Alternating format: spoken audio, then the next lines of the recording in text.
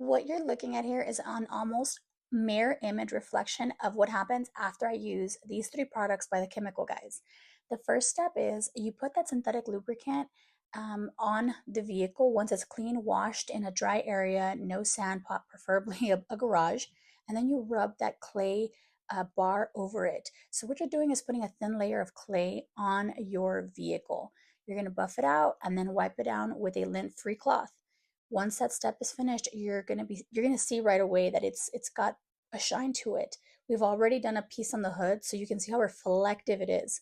The last step is going to be your hydro slick ceramic coating hyper wax. You're going to need a lint-free spongy, so you're going to place the actual product on the sponge. That one was a brand new one, it was still sealed, but we go through these in the summer especially pretty often because we try to protect our paint jobs as much as possible, and these are the only ones we use. So you're going to pour it on the spoogie.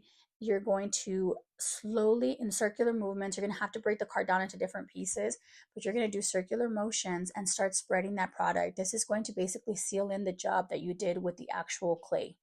And we do the hood pretty regularly because it's the one that takes the biggest beating when we're driving with the sun. So once you're done with this, you're actually going to be able to see the difference of how it coated and sealed in the work we did before. You can kind of see it on the finishes right there where it's sealed in. It pressed in the clay and it sealed it in. So that's what we're hoping for. You're going to buff that out and eventually your whole hood will be done and you'll get that reflective finish that looks so nice.